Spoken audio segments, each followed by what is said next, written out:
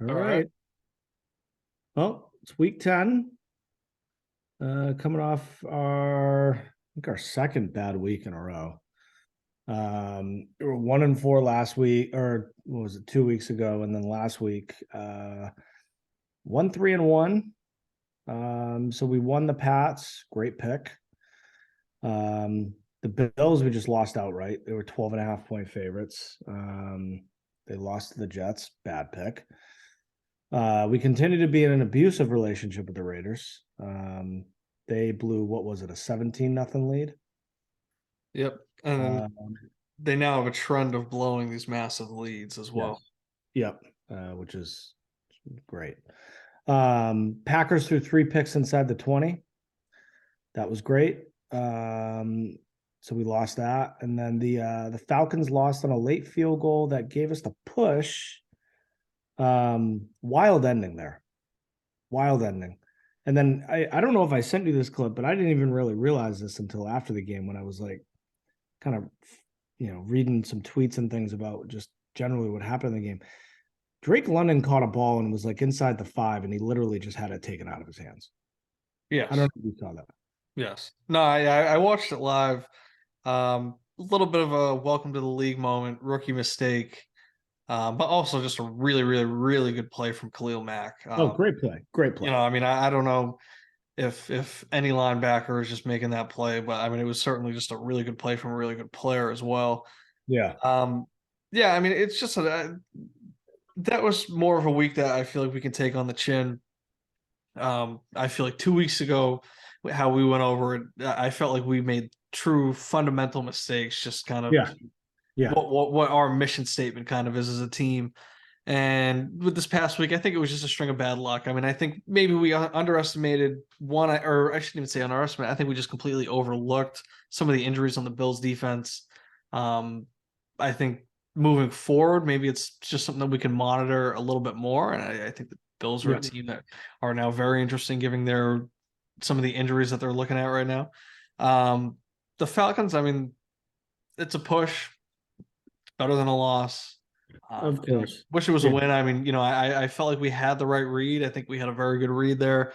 I mean, just horrendous. Like, I don't, I mean, the beyond the Drake London fumble, I thought that was in a sense kind of forgivable. I think the most unforgivable thing ever though was that defender picking up the ball, Austin Eckler on that fumble, running it and simply Here's just dropping the ball. Uh, here's my question. And that, I mean, that was, I mean, I don't know if that was the play that I think I might have texted you. I texted you at some point in the last week or so that I was ready to just go out, sit in the car and turn it on. yeah. That might have been the play, but did they also end up calling Eckler down? And so the ball went back to that spot No, anyway? no, no. They ruled that one a fumble. There was the other play where he rolled over, he got up, he ran in the end zone, and they called that back. On this one, they did not. On this one, the Chargers did move back to like the 40-yard line where the guy dropped the ball and the So fumble. if that idiot didn't Yeah, do so what he so so did, that was a true scoop and recovery and everything, and he truly blew it just by dropping the ball. It was not punched out of his hands. He was not tackled at all. He simply dropped it. It slipped right out of his hands. and I can't help but feel like if we were on the Chargers side of that, he would have had a Marshawn Lynch like run and taken it all the way to the house. Yeah, You know? yeah, pretty Um, much. And I think the last loss was the Packers, right? And yeah. that was one of those where I really loved our reasoning going in. It was a big prove it game, and I think it was a quite a statement game, honestly, for the Packers season. And we can get to that when we get to their game as well. Yeah. But that was also one of those where I think as soon as the game kicked off, I just had that feeling in my stomach where, as great as I was feeling going into the pick, as soon as it kicked off, I just felt like it was a losing bet. And I just had that weird feeling where you see that first drive and you're like, the Packers really are not good. And the Lions, they remain competitive and it looks like they're going to continue doing what they were doing. Maybe Yep. that game against the Pats and I think it was the game after that they played pretty shitty as well. But maybe those were just a little blip on the radar where Well, they really are they're just getting that a team that's little competitive and they still cover. So they're getting a little healthier too, you yeah, know. Yeah, yeah, exactly. And I mean, Goff, he is kind of he fluctuates a bit, and he was playing bad, but we've also seen the good, and it looks like he's bouncing back a little bit, and they're getting those guys, like you said, they're getting a lot of guys back, and they're getting healthy, so they are being competitive. But I mean, again, in years past, that's a game that no matter what the Packers are doing and how they're playing in that season, Rodgers always blows them out, always crushes the Lions' hope, does Yeah. it to the Bears, does it to the Vikings, he does it to that whole division, and he continues to not do these things. He's losing to Yeah. the team. So I think it is one of those where sometimes you just have to say maybe this is where they're taking that step back, and these guys aren't as elite as they were in years past. And I Yeah. think this Packers team, and maybe it's not even his fault completely. I mean, I think when you watch it, he is not playing his greatest, but I mean, these weapons are really bad.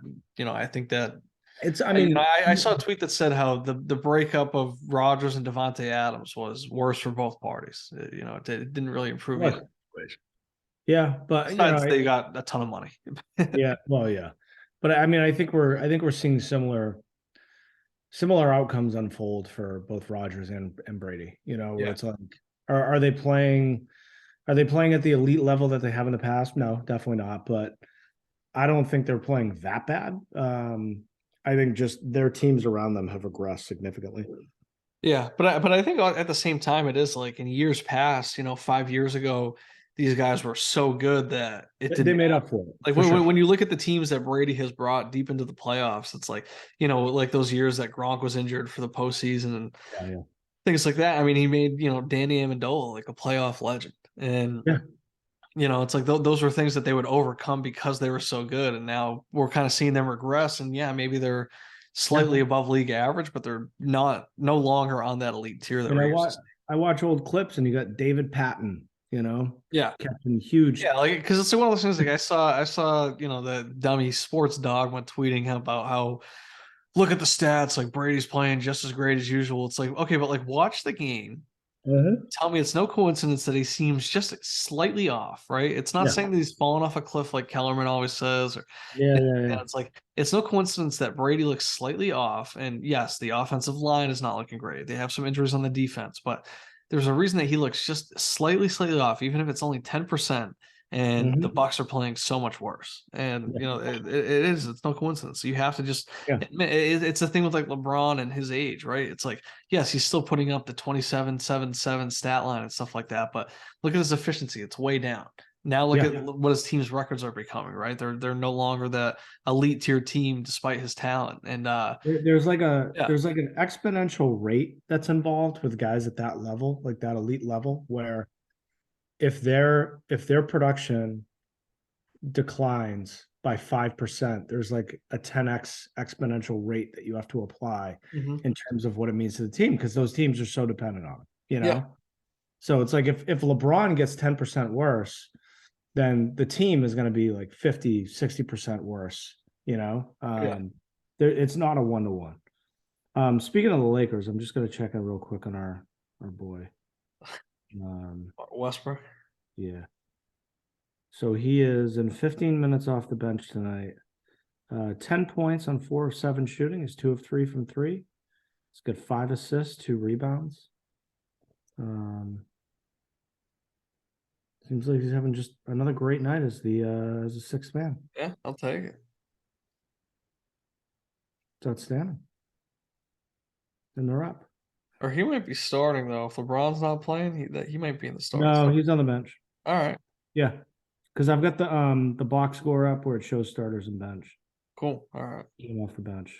Looks like starting lineup was this Walker 4, uh, Pat Bev, some T Brown Jr. guy, uh, Gabriel and Anthony Davis. Wayne Gabriel, Wenyan Gabriel. Wenyan. Wayne Gabriel is doesn't he host like a game show? Wayne Uh, Brady. what? I think you're thinking of Wayne Brady, I Oh, believe. I'm thinking of Wayne Brady. Yeah. He's Uh, actually on Dancing with the Stars. I believe he's crushing it it's not surprised. as a contestant. Yeah, that's not surprising. Okay. All right, let's see. High level trends for this week. be aware of. Season notes, courtesy of ESPN.com. Underdogs 7-4-2 against the spread last week. Best teams against the spread: Dallas, Tennessee, and the Giants, all 6-2. The worst team against the spread: the Bucs, 2-6-1. All right, get into the games. Yeah, there's only 2 home dogs this week. Steelers +1.5, Packers +5. 6 teams off bye. You got the Browns, Cowboys, Broncos, Giants, Steelers, and Niners. And I did write down, I just thought it was interesting. I wrote down any of the teams that had 60% of the tickets on them, more than 60%. Yep. A few that really stood out: Chicago -3 had 80% of the bets on it. This is for Action Network. Pittsburgh +1.5 had 74% of the bets on it. And then Seattle and Minnesota both had 69% of the bets. That just kind of stood out to me because I feel like, seeing these kind of lopsided numbers on the public side, I kind of like looking against that right now. Yeah. Yep. Okay. Wait, so teams coming off the bye, you said Browns, Brown. Cowboys, Broncos, Giants, Steelers, and Niners.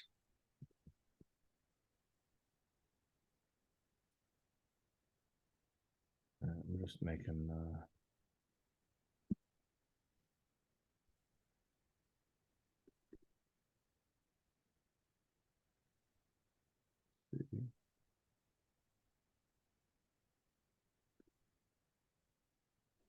okay. All right. First game. I guess I mean, I know we typically stay away from the overseas games. This one's in what, Germany? Yeah. Bucs and Seahawks. Bucs are -3. Um, I mean, as we know, Bucs worst team in the That league. -3, I had him at -2.5 in the Super Contest. Oh yes, you're right. So Circa's -3, Bucs Yeah. are -2.5 in the Super Contest. All right. What do you think on this one? Yeah, like you said, we have tried to serve. I guess not necessarily tried, but we tend to stay away from these games. But I really like the Bucs here. I mean, I continue to fade the Seahawks. I just feel like at some point something has to give, and I know that they're playing really well, and they seem to really be rallying around the team without Russ and Pete Carroll, and the culture that they're seeming to rebuild without Russell Wilson and everything. But at the same time, this is a team that came in with very low expectations, and I just feel like they have to take their lumps at some point, and this feels like a spot for them to do it. The Bucs, they are coming off maybe a good momentum win Yeah. against the Rams, but it was not anything too impressive beyond that last drive. I mean, they were unable to drive the ball down the field and punch the ball in the end zone and everything. And well, I mean, what was it, 17-14, something like that? So yeah, it does seem strange that in this situation the Bucs are the favorites here. So that's one thing that sticks out to me, especially with their record against the spread and everything. But I also just feel like that was something that Brady, especially, but also just the Bucs needed to maybe click moving forward. And I feel like they're going to start stringing together some wins and all of a sudden, separating themselves in the division race and kind of getting back to where they should be. And this is a good spot for them to do it. So I like the Bucs -2.5 here. I like them a lot, really, too. Yeah, I do too. I was reading a quote from an interview that he was doing. I don't know if it was today or yesterday, but he was just acknowledging they got the bye next week. Yeah. And I think the bye is coming at a really good time for them. But he was just talking about the importance of getting a win heading into the bye, especially with where they're at right now, because they're 4-5. Obviously, I think they're back in first place in the division, but he was just saying it's a lot better going into that bye week, evaluating things at 5-5 than it is 4-6. And I think coming off that win, and I think him kind of helping the team really just kind of understand the importance of, like, especially going all the way to Germany, and Yeah. really just putting forward like the best effort that they can, and hopefully being able to roll off of the momentum from that. I mean, just that awesome, late win. it's and again, I think that this bye comes at a really good time. It's going to be interesting to see what they're going to do with the run game too coming out of that bye, because there's been a lot of talk about.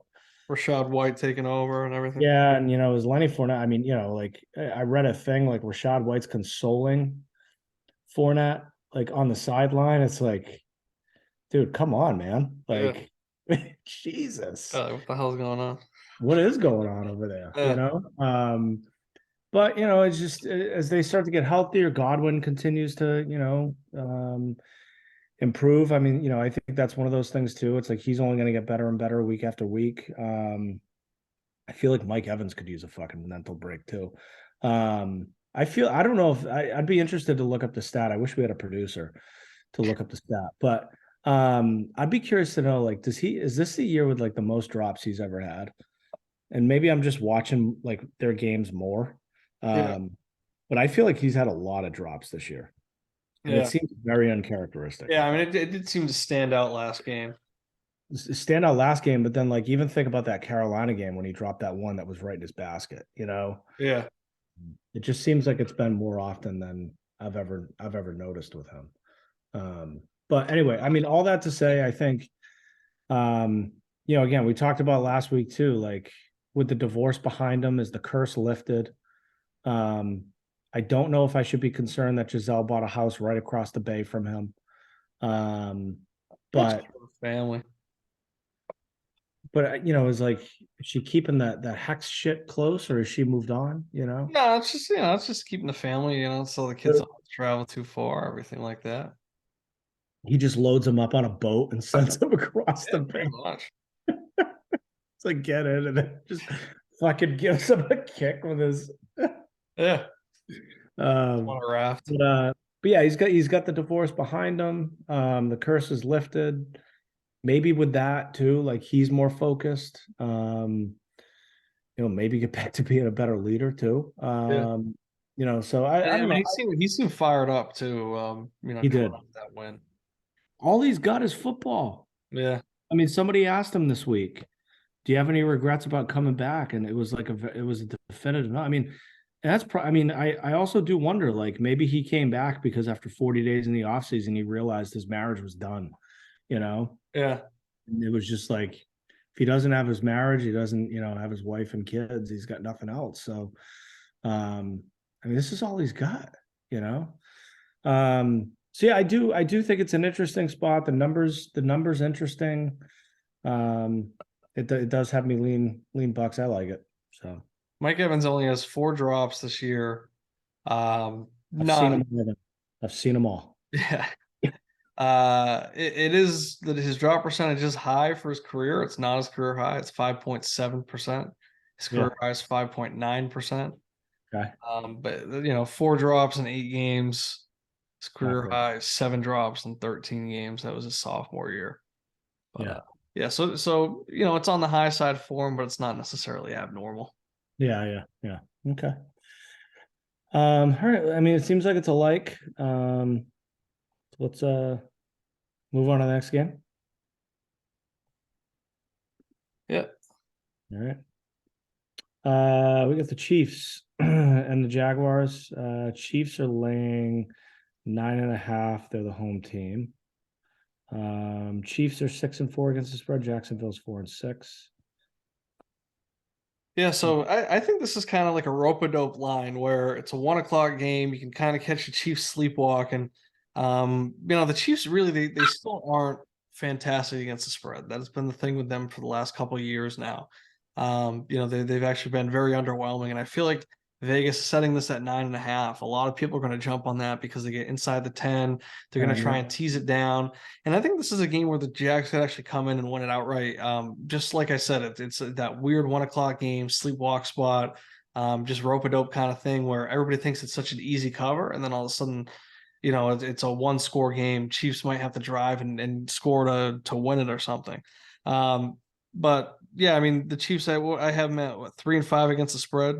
This year and last year and the year before, that was a narrative of them as well. So just because they're playing well, despite losing Travis or Tyreek Hill and everybody thinking that maybe this was the year they take a step back, they're still not covering against the spread. They're still not figuring it out. And we just saw how the Texans and Malik Willis or the Titans and Malik Willis could keep it so competitive with them. And I think that the Jags are a talented team. They're up and they're down. I think this is a spot that they can come in and kind of catch them sleeping a little bit. Yeah, my initial, I mean, both teams have been bad against the spread. Um, I don't know. I was leaning Chiefs here just because I mean I still look at them and just feel like they're a much better team. I mean I definitely this is a game where I'd probably like err on the side of taking the over than I would betting the spread. I didn't feel too compelled here though. I mean I think you make an interesting point, and it kind of makes me lean less to the Chiefs and maybe just come back to a stay away. But just like early game, Jaguars too, like they're kind of an interesting team too, where like sometimes I feel like they can kind of jump out and surprise you a little bit. I mean, they got some playmakers. So they definitely got some talented guys that can. I don't know if they'll keep pace, but maybe keep it within the number. Chiefs are vulnerable against the run. Etienne's been very good. He's also very good, catching out of the backfield. They got Christian Kirk. Evan Ingram's actually been pretty good over there. So they got some playmakers. I don't know. It might be feels like maybe a stay away from me. I don't know that I have a lot of confidence in either side. 63% of the bets are on Kansas City, but the money is 50-50. Oh, sharp money's on the Jags. Yeah. All right, let's. Yeah, it's that 9.5 just really sticks out to me because I think that is just that line where they try and hook you and they try to get you to take that because it's inside the 10, and then they also try and get you to tease it and everything, and all of a sudden you tease it down to 4.5 or 3.5, and it's a field goal game, and or it's like 30-21. Yeah, yeah, it's a loser if you're on the sheet side. And that, I mean, it is a number. It's like you just said with it, how ETN's playing and how their pass catchers are kind of stepping up a little bit. It's just, I mean, I just feel like it shouldn't be this big of a spread. That number just really stood out to me. I just think it's too many points. Yeah. Well, and I mean, even if it's not an outright win, this definitely feels like it screams backdoor cover. Yeah. Okay. All right. Interesting. Let's mark a like for the Jags, and then obviously we'll see where we're at the end. But like this would be one if we had to pick every game. I would love to pick the Jags because I think it would be such a good contrarian pick. Like if it was, I think it was in like a work pool or something. Yeah, well, I mean that's also a good point too. Of like, especially for us coming off, a 1-4 and a 1-3, a 1-3 and 1 week. Like, maybe picking a little contrarian, or at least what appears to be contrarian. Obviously the open betting market isn't necessarily going to perfectly reflect what's going to happen in the super contest and the Circa, but if we go contrarian to the general public, there are good odds that we're gonna have some contrarian picks in this pool, and that's kind of what we're gonna need. So that's a good point. Good contrarian pick. All right. Next game, we got the Giants -4.5. They're at home against the Texans. Giants 6-2 against the spread. We talked about them. They're one of the best, or part of a group of the best ATS this year. Houston's 4-3-1. Giants are one of the teams you mentioned coming off a bye. I really like the Giants in this game. I like them because Houston is atrocious against the run. That's where the Giants' strength is. They're coming off a bye. They're at home. I don't think it's that big of a number for them to cover. I feel like this is a good spot for them, and for Saquon Barkley to have a monster game. I'm on the Giants here. Yeah, so this was one where this number kind of stood out to me because I just feel like it's the Giants off a bye at home, and like you said, their strength is the run, and that's what the Texans are so weak against. And this number just feels way too small to me. That's what kind of weirded me out about it. And part of it is too that I'm not the biggest believer in the Giants, so maybe there's some bias there, but I just feel like with how the Giants have been playing, and like I said, at home off a bye against arguably the worst team in the league, whose weaknesses plays right into their strengths. I just feel like the number should be a little bit bigger, and that kind of scares me. Mm. What all right, I'm seeing on OddsShark 82% on the Giants. What are you seeing in terms of the money, the bets and the money? 58% of the bets on the Giants, 53% of the money is on Houston. So not too So big of a kind of, disparity. I'd call that just kind of like a coin flip. Yeah, yeah. Yeah. Um, okay. Um, yeah, I mean, I, I like it. It's a pretty strong like for me, but I think it's also something, we can flag it, but if we feel like there's enough other games out there that we both like, then let's kind of see where we net out.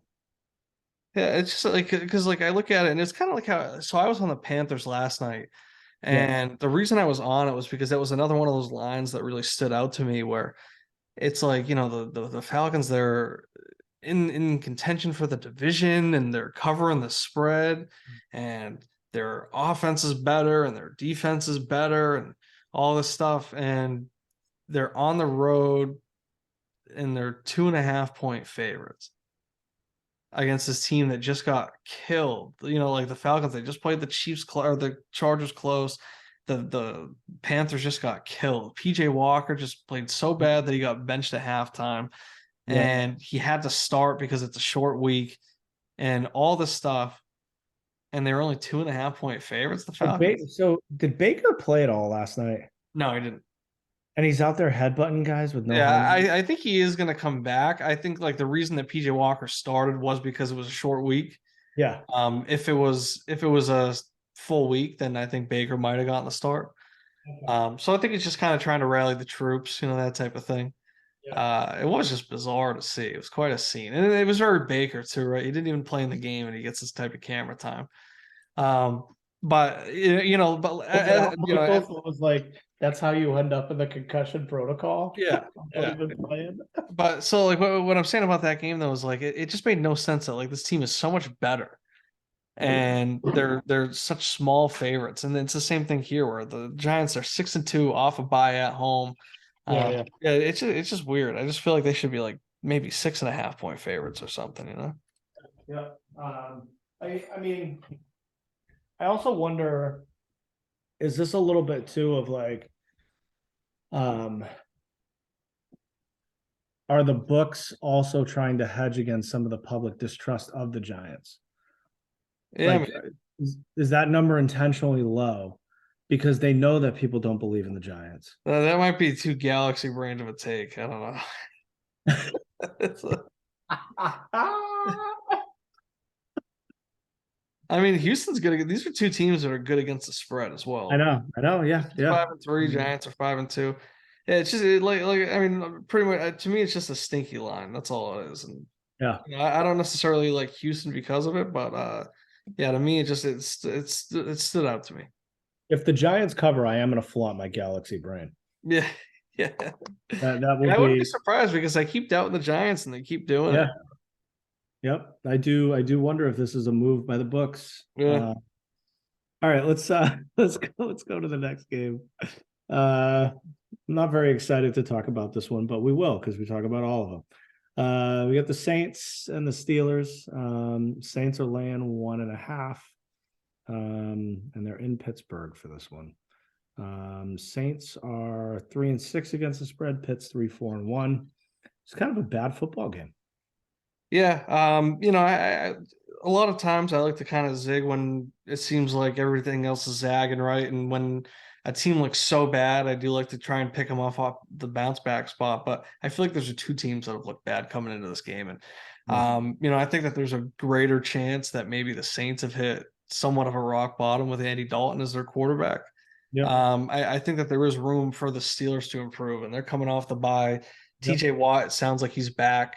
Um, he's such a huge difference maker. I think that they just like don't lose when he plays. Like their record's like I think, incredible. couple stats for you too. Tomlin's 7-0-2 as a home dog over the last 5 seasons. Mhm. Coming off a bye. The Steelers 11-4 under Tomlin straight up, and they've won by an average margin of 7. Very impressive off a bye. Yeah. The only thing that does concern me is that at least according to Action Network, 74% of the bets are on Pittsburgh. Yeah. 83% of the money is on them, so there is still a lot more money on them. But that is just a heavy amount of the tickets, and that does kind of make me a little weary. Could But be, it could be again going back to the contrarian thing. It could be a game where maybe in some ways it's not worth it for us to take it. yeah, if it just seems like so many people are on it. Because if it wins, we don't gain anything if everybody else takes it. Yeah, Hopefully we win on another game. But if it loses, that would be a devastating loss. It'd be better if we can win on another game, hope that the Saints win, and that the Circa and the Super Contest are reflective of the betting public, yeah, So maybe it's not worth it for us to jump on. yeah, exactly. Okay. All right, let's pass then. Because I also, I mean, I don't feel comfortable enough taking the Saints. So I mean, to me, Yeah. it feels like it's probably just a pass for us. All right. We got the Bears and the Lions. Bears are laying 3. They're at home. It's 2.5 in the Super Contest. So there's a half-point difference there. Bears, let's see, Detroit 4-4 against the spread. Chicago's 4-1. Bears lost last week, but tell you, Justin Fields looking dynamic. Yeah, but that's the thing. It's not resulting in wins, right? Of Mhm. course, they did have that blowout win against the Pats, but I still felt like Fields' play was overrated in that game. And I still think that, even what he's doing now is a little bit overrated as well. And yeah, I mean, I just feel like I look at it again, they haven't been covering and Yep. or they haven't been winning. And, I think that I think they got the cover against Miami last week, depending on Yep. what you got the number at. I think it But was 5, right? I think the number was, at least in this, it was 5. yeah, I know it got to like 4, 3.5, and Yeah. so I don't know exactly how much it was moving, but I also see on Action Network, right? It's just like the Steelers, 78% are on Chicago, 88% of the money's on them. But the Lions, they continue to just be competitive like we've seen for the past year and a half now. Mhm. And I just feel like maybe this is a spot where people are thinking like because of how Fields has been playing, like, oh my God, you got to take the Bears there, but I kind of like the Lions here. I'm gonna check the weather quick in Chicago. Right now it says clear, wind 10 Yeah, miles looks per like hour, 35 degrees. clear, 39. Okay, no rain. I was looking for rain. Yeah. So no rain. All right. I might be. I mean, the Lions get healthier, coming off a win. Um, a big win too. I mean, obviously Green Bay doesn't, they're not who they have been, but at the same time, I mean, it still means something, right? Yeah. And it sounds like Swift, hopefully touches are going to increase. So this could actually be an interesting spot. Maybe we actually see him kind of break out. Chicago defense been gutted too. Didn't they trade a couple guys away? Yeah. Roquan Smith and Robert Quinn. Yep. So um we should probably definitely like the over. But yeah, maybe catching 3. And again, to your point, Bears not winning. And you said public's heavy on them. Heavy, heavy, heavy. Yes. Heavy, heavy, heavy. So, maybe contrarian pick and we go with it. Yeah. Okay. Um, cool. All right, next game. Another team, Browns are another team coming off a bye, right? Yep. So Dolphins and Browns. Dolphins at home, they're laying 3.5. Miami 4-5 against the spread, Cleveland 4-4. Miami coming off that win against Chicago, which we just talked about. Cleveland coming off the bye, but went into the bye with that big Monday night win over the Bengals, blowout win over the Bengals. Yeah. Yeah, first I kind of like the Browns here just because I feel like the Dolphins, they're keeping it around the number, but they're not necessarily covering, and I don't think they have been in the past couple of weeks. Yep. But at the same time, I do wonder if I was supposed to say Jacoby Ellsbury, if Jacoby Brissett, if he can keep up with this Dolphins offense. And I know that that rushing attack definitely is capable of it, but I think in this spot, just kind of like this daytime game, because Jacoby does seem to kind of step up when the lights are bright. But this daytime game, I feel like this is maybe a spot where he looks more like the backup Jacoby Brissett. Yeah. And I know that the Dolphins defense hasn't been great, but I think at some point they'll start to click. They went out, they got Bradley Chubb at the deadline. He's going to play more and more with every week that comes. I don't remember the score. I don't remember the stat exactly, but Tua, he's really good against the spread at home. Mhm. So I do like the Dolphins here. Yeah, I was leaning Dolphins too. I mean, I think um, you know, coming off what ended up being a little bit of a tough win, but I actually I'm really intrigued too. I mean, the Bradley Chubb edition's great, but the Jeff Wilson Jr. edition is interesting because I feel like what we saw last week against the Bears is what they thought they were going to have with Raheem Mostert and Chase Edmonds. Yeah, Chase Edmonds was, I mean, he was dust. yeah, And Wilson Jr. came in, and I mean, if anything, like, you might even argue that he could, I mean, could he overtake Mostert in touches? But I mean, that's a really potent 1-2 punch. And you got that now with that passing game and those guys like Tyreek Hill in space, Jalen Waddle, like, I mean, even Mike Gesicki. And then the other thing too, I mean, that's a massive loss by the Bills last week to the Jets. And I feel like the door is swung back open for Miami, especially because they currently hold a tiebreaker over the Bills. At home, kind of feels like a great spot for them to come in and make a statement. Um, I like them here. yeah. So, okay. Marking that as a like. Cool. Um, Next game, interesting one to talk about. I got the Bills at home against the Vikings. Bills are laying 3.5. I don't think we know about Josh Allen yet, but I know it's not looking good. Yeah. So to me, this is still bet on the Bills because I'm looking at Action Network right now. The Yeah. line opened at 7.5, and even with this news of Josh Allen, so it's dropped to 3, -3, and that's what we have it at 3.5. So if that's what it's if the Josh Allen being out is kind of priced into the spread and they're still favorites, that just sticks out to me as making no sense. And that just looks just like that Vikings game last year where they went to Dallas and Dak Prescott was Had the it in there. Yep. rush started and all that. You're telling me that Case Keenum, starting, he's still going to be a favorite against them? Doesn't make sense. Case Keenum, Stephon Diggs revenge game against Minnesota. Yep. Um, I don't necessarily love it. With the uncertainty. I mean, maybe Josh Allen plays. Maybe that's a boost. Maybe that's actually worse for us because he can't throw and he needs Tommy John. So I mean, I do kind of love the Bills side, but it's also not like a total confidence pick either. Yeah. Not a love for me. Yeah, I love the idea of taking it. I don't necessarily love it. Yes. Yeah, I do too. But I don't know that I don't know that I have the moxie to do it. Yeah, So I think it's probably a stay away for us, but I think I like our read. yeah, My notes mirror yours, so nothing to add. All right, let's go to the next one. We got the Titans and Broncos. Let's see, they're in Tennessee. Titans laying 2.5. Broncos are coming off a bye. yeah. I I love the Titans here, honestly. I think the loss to Kansas City was actually good. It was a good scheduled loss where you don't want to just win, win, win, and then kind of get all the wins out of the way. You got to mix a loss in there sometimes. And Tannehill back.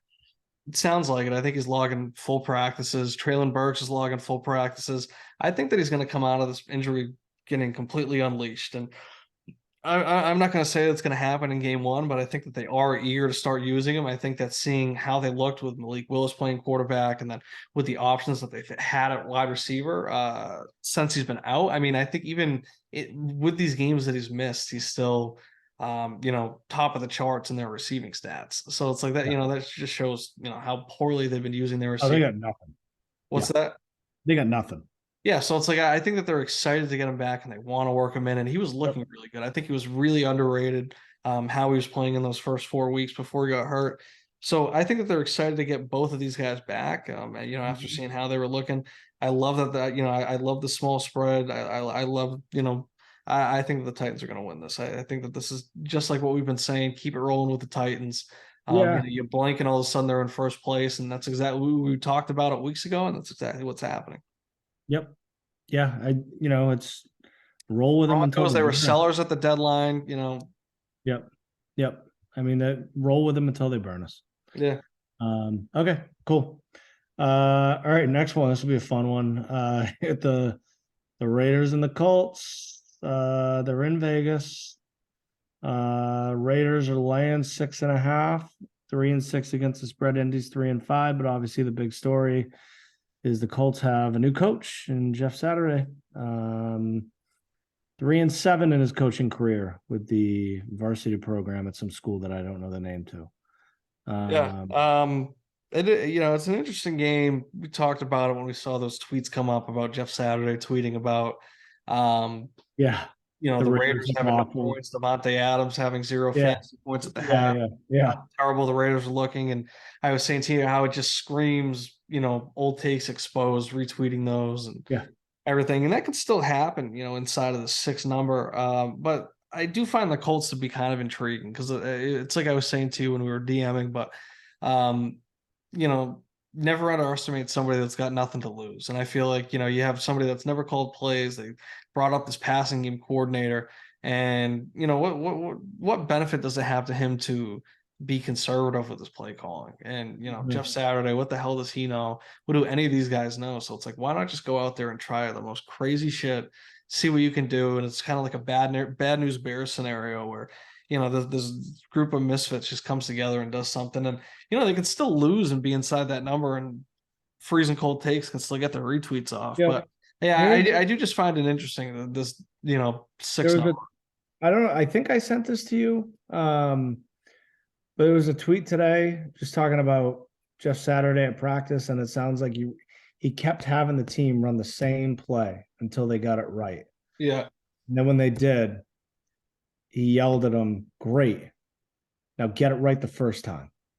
And it just sounds like I think in that same tweet, they talked, it just seems like there's a different energy right now. yeah, And this is one of those things too where like again, we're not talking about whether or not a team's going to win or lose. We're talking about whether or not they're going to cover, right? hmm Um, but I also feel like this is one of those things where um, it might be something you ride for a couple weeks, and then at some point, maybe the inexperience of coaching an NFL football team starts to kind of show up. And, like the adrenaline and the energy and all the good vibes and everything, like, maybe starts to go on fumes. But like, hmm is it a wave that we ride for a couple weeks? You know? yeah, But again, this also might fall into the category of like, the Bills Vikings game that we were talking about. Like, you know, we love it, but we may not. yeah. I mean, Jonathan Taylor back, he's healthy, so I think Yeah, that that's a little bit of an underrated boost that the Colts offense is going to get, yeah, because I think people are going to be so focused on last week's performance against the Patriots, where they just looked horrible. They gained no yards, anything like that. So, I think that it's a good place to not be too reactionary, yeah. and I, kind of I accept the also, Raiders for what they are, and also say that this is a team that maybe isn't as bad as they just most recently looked, and they might get a little bit of a boost from this coaching change, and it's a little bit big of a number for the Raiders to cover. I mean, the Raiders could be spiraling, Yeah, and this may actually not be the week for them to get out of that spiral because to your point earlier, suddenly they're facing an opponent who has nothing to lose, and the Raiders right now have everything to lose, especially Josh McDaniels. Quite frankly, Derek Carr's got. I mean, he's got to answer some questions himself. yeah, Yeah, I thought it was interesting. Like I was watching that press conference of him last weekend after that loss, and he said something to the effect of like, "There's a lot that I want to say, but I can't say right now." And I'm like, "Who the fuck are you? yeah, Like, you're part of the problem, guy. yeah, Like, who are you to sit there and act like you're above it all? And, you got some fucking dirt on, coaches or players or this or that or whatever. It's like, you're at the heart of this thing. You're a scrub Yeah. and you always have been.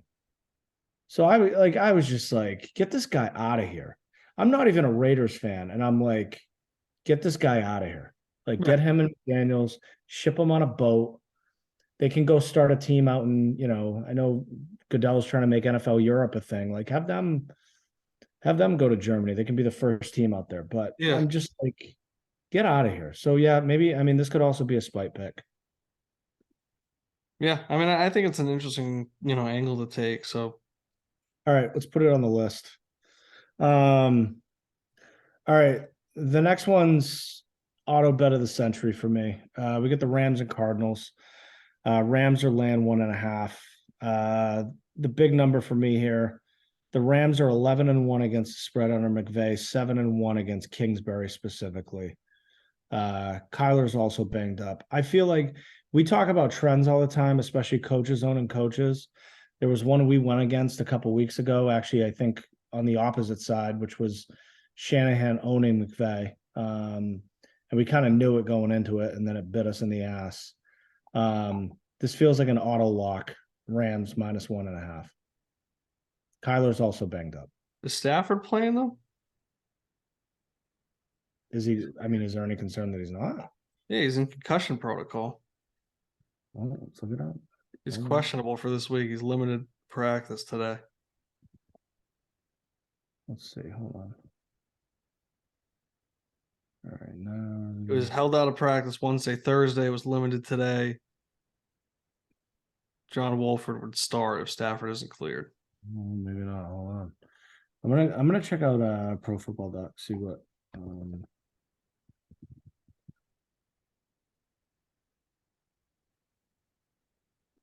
See if he's got anything on it too. He usually gives a pretty good read on whether or not guys are gonna play. Yeah.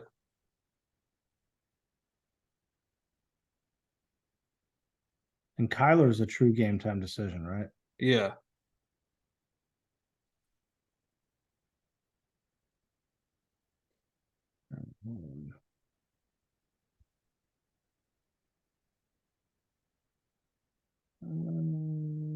Oh, hold on. Hold on. So according to Pro Football Doc, all right, I might be retracting my auto lock. Even with the optimism from Rams NFL head coach today, we show you why statistically the chances are against Matthew Stafford playing on Sunday. This guy's usually right. Yeah. All right. Is this a stay away, or are you thinking? Are you on the Cardinal side? Nah, it's a stay away from me because I did write down McVay versus Kingsbury, Yeah, and how that is where we should lean, but at the same time, there's just story with uncertainty with both quarterbacks, and there's a chance that both backups are playing. So game. yeah, I don't think it's a game worth handicapping. No. Okay. All right. Auto lock has been retracted. Let's move on to the next game. We got we hit the Cowboys and the Packers. Cowboys laying 4.5 in Green Bay. 4.5 seems like a really small number, especially for everything that we've seen out of the Packers and how the Cowboys have looked. What do you think about this? Yeah, I mean, I like it. I mean, maybe it is just one where we should be a little weary of how much I like it, and sounds like how much you might like it as well. I'm not Yeah. sure. But at the same time, it's like the Packers they continue to not seem to get right. It is McCarthy versus Rodgers. McCarthy doesn't know how to play in Green Bay, so I feel like he can get the team prepared to go in there and do whatever. I mean, I do know that Rodgers seems to own the Cowboys, right? I mean, he has like that comeback. There's like that famous Snapchat where the guy's like, they're celebrating with 2 minutes left or whatever. It's the Packers fan amongst all the Cowboys fans and whatever. But I mean, the Cowboys, they seem to be clicking with Dak back. It sounds like Zeke's going to come back, and that could be a very good thing, especially going into Green Bay. a game where maybe you have to rely on the run game a little bit and getting your bruiser and your guy that can block for you in the backfield and Dak's right hand man, getting them back. So, I like the Cowboys to keep rolling. I think that's interesting taking them here. What what are the tickets and the money say?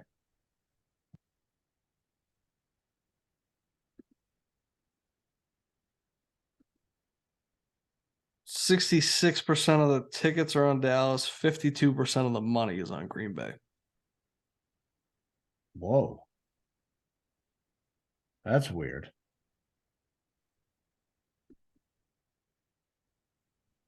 For what it's worth, I went on OddsShark, and their predicted score is Green Bay 26.7 to Dallas 19.4. So they're predicting us like over 7-point win outright by Green Bay. Yeah, and I mean, maybe that's kind of what I was saying too, where it's one of those where we continue to just jump on Green Bay, and maybe this is where it bites us in the ass because this is where they keep us maybe they catch us jumping without looking and seeing what's in the water first, right? So it's like Yeah. you go time and time again, and you think, all right, it's safe to jump in here, and then one time you jump and there's a shark there waiting for you, right? So maybe this is that spot, and because of how much I kind of say let's jump on the Cowboys, maybe we should either look at the Packers or just stay away. Good. Because I do think that we also have more picks that we Yeah. like, or I enough mean, picks. we've also like we've sniffed out some rat lines in the past, and we've been right on them. Yeah, And this one does seem like a rat line. yeah, and this is that 5 number as well. Yeah. All right, let's avoid it, I think. All right, let's go to the next one. We get the 49ers and Chargers. Niners at home. They're laying 7 against the Chargers. Yeah, I love the Niners here. I continue to fade the Chargers. I just think that Brendan Staley's such a bad coach. I think that they've looked so bad. No Keenan Allen, no Mike Williams. Justin Herbert maybe still hurting from the rib injury, but regardless, this offense is not looking great. Defense is getting a couple injuries. J.C. Jackson obviously missing a bunch of time. You got the Niners coming out of the bye. They, get another week. Christian McCaffrey can relax, rest up. They can continue to game plan and work him more and more into that system. And, he's coming off of that huge triple crown game and everything where he got, the pass and running, receiving touchdowns, everything. I think this is a team that's going to continue to click. And, they made the right moves at the deadline that show that they're serious for this year. So I think they're going to go on a little bit of a run. I like the Niners to blow them out. Niners 5-0 against the spread in their past 5 at home, or as a home favorite, sorry. Including 2-0 this season. Shanahan overall 8-16-2 against the spread overall as a home favorite. Yeah. Career not great, but recent history is good. Chargers 4-0 against the spread on the road this season. That's notable. Yeah. I mean, I do think. I guess that's only kind of right. Depends because last week they were pushed, so Yeah. I mean, I do. I mean, look, I think the Niners are a better football team here. The Chargers still don't have any receivers. I think I said Keenan Allen and Mike Williams are still out. I feel like, especially against this defense, like you can, and against this team, like you can't come in one dimensional. Yeah, 49ers are interesting. It's still a big number. I mean, 7's a weird number, so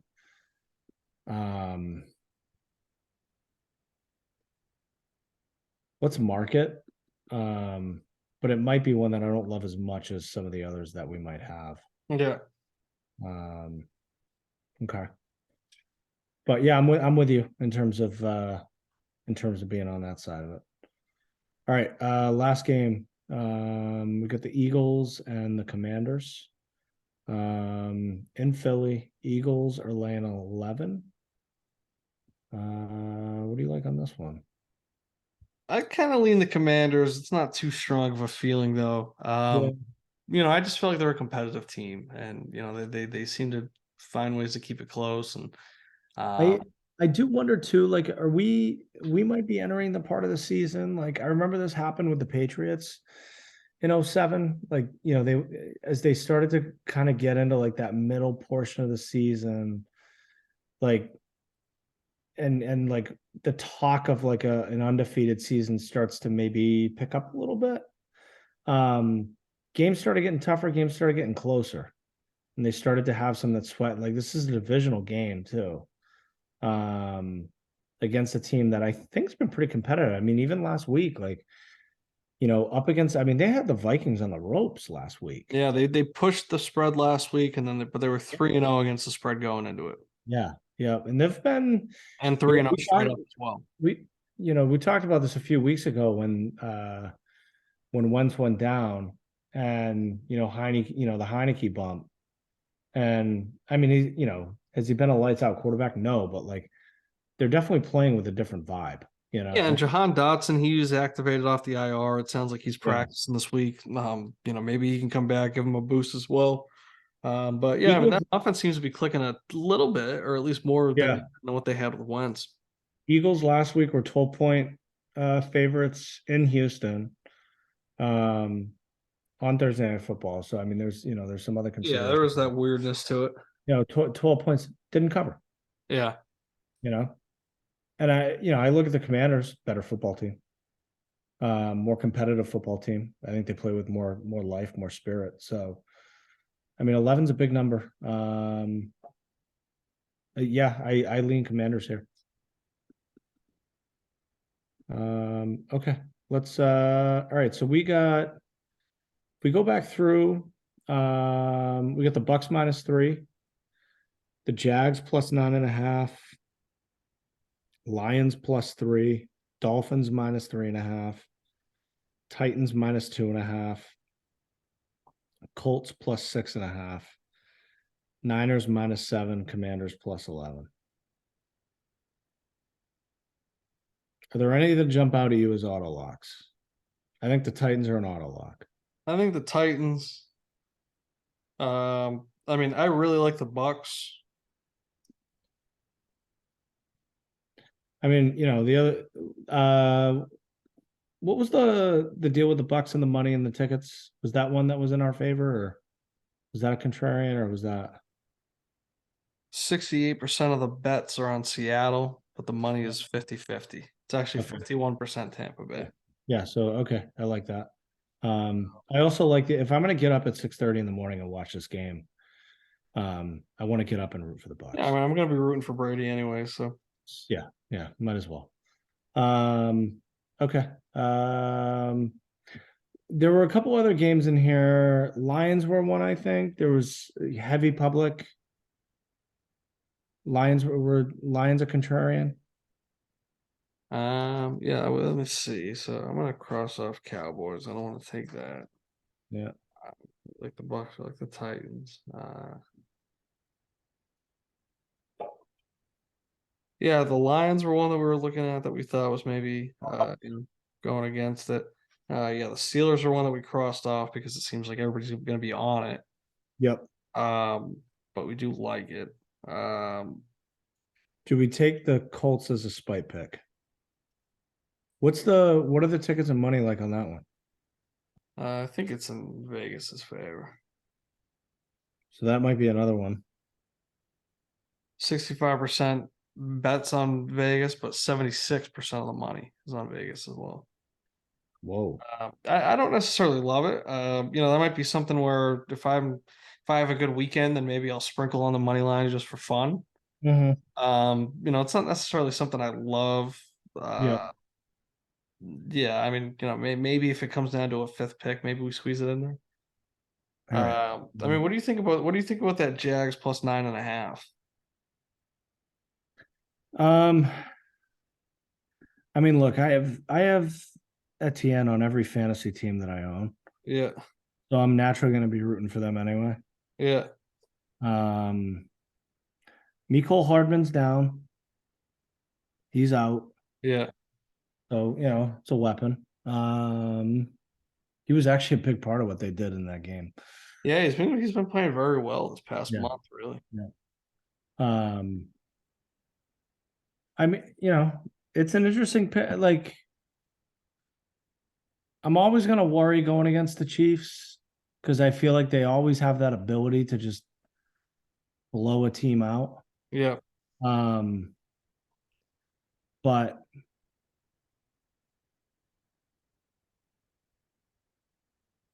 I don't I don't know. I mean, that's one. Like, is that contrarian for us?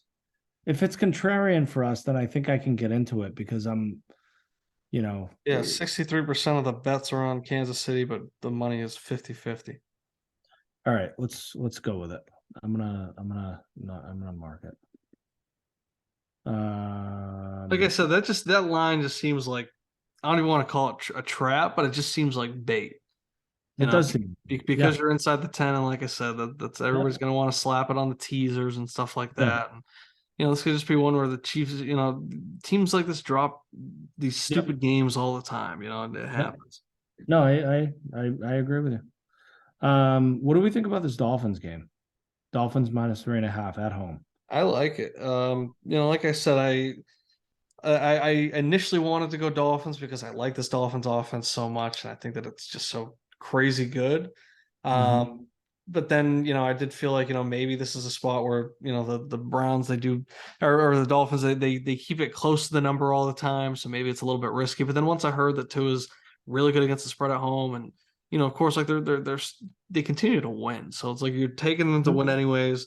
You just hope that they can get it, 4 or above. And I think that maybe Jacoby Brissett does have a hard time keeping up with this offense. So as they continue to gel with each other, with Bradley Chubb working his way into the rotation and being the leader of that defense, I think the Dolphins are going to continue to win. So I like them here too. So if you want to add them, I'm down to do that. They're 20-1 to win the Super Bowl, by the way. Yeah, I took them already. Would you get them at? Let me check. I took them in the AFC as well. Two is 10-1 to win the MVP. 14-1 to win the AFC, 24-1 to win the Super Bowl. What do you think about Tua MVP? I think it's interesting, but I think that depending on, if he continues to play this well, Tyreek Hill could have an argument as well. Um, his pace for his receiving yards is crazy. He's 50-1. Yeah. I mean, I think that maybe it's a little ambitious for a receiver. Like Cooper Kupp, he didn't win MVP last year, did he? No, Rodgers did, right? So I mean, if Cooper Kupp didn't do it, then maybe Tyreek can't really do it. But I think you can argue that. Well, I don't know. I mean, you could also say that Cooper Kupp's what he brought was really, most important to the Rams. So yeah, I guess maybe if he didn't win it, then maybe Tyreek doesn't have much of a shot. Yeah, I mean, when's the last time a receiver won it, I guess? Yeah, You know? yeah, Hmm, interesting. Um, okay. I mean, I think I like this Dolphins pick. yeah, I Yep. All right, so well then I guess we've also got we have the Lions plus 3. I feel like we're a little on the fence with that one.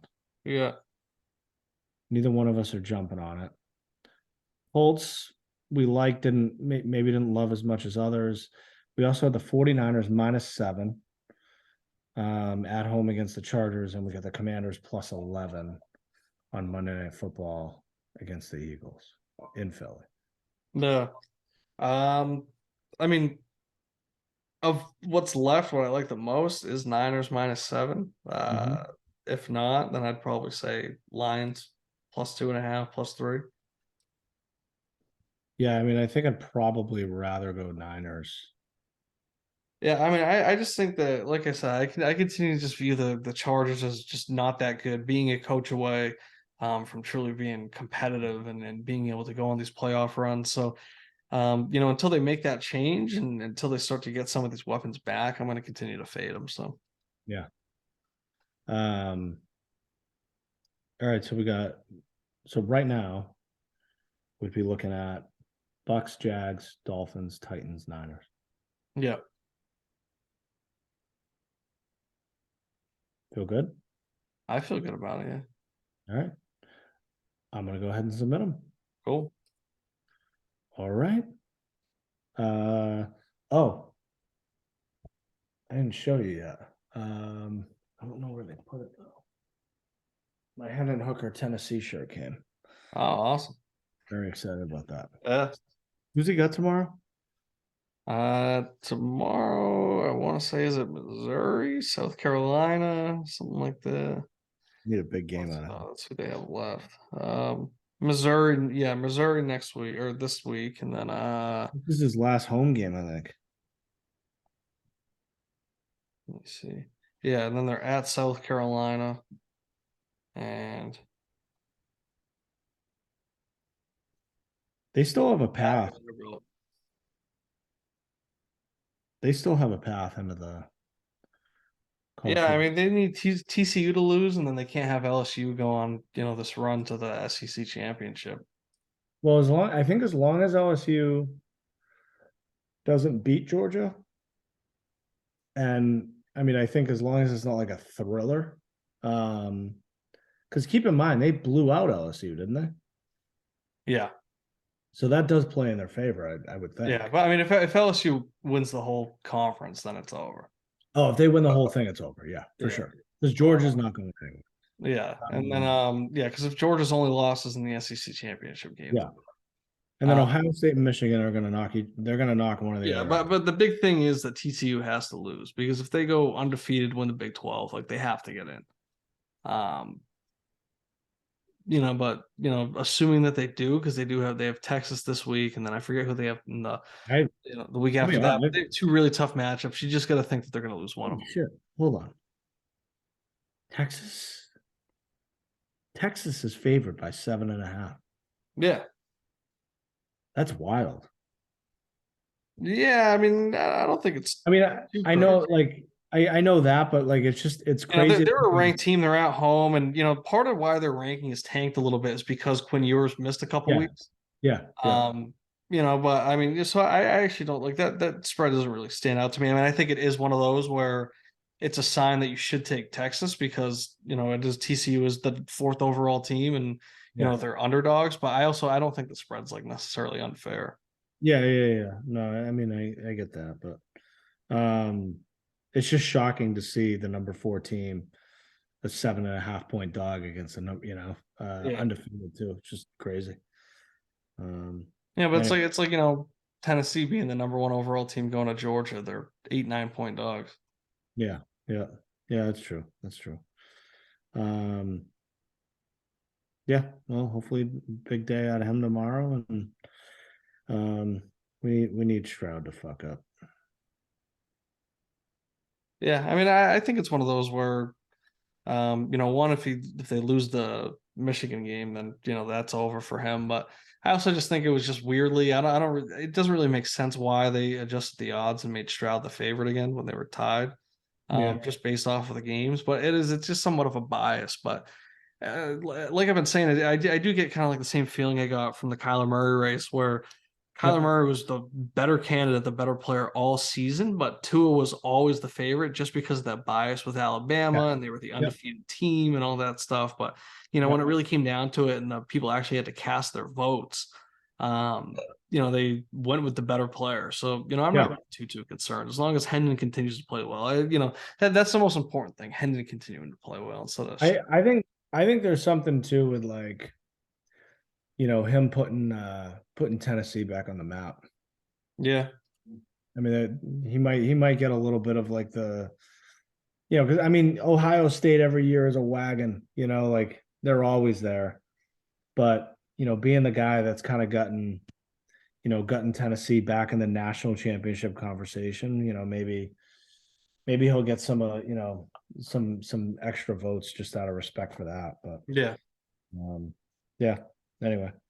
All right, cool. I'm gonna go put these picks in, and still waiting on that 5-0 week. Yeah. Looking forward to it. All right, let's do it. All right, I'll see you. Yep, I'll see it. All right, later.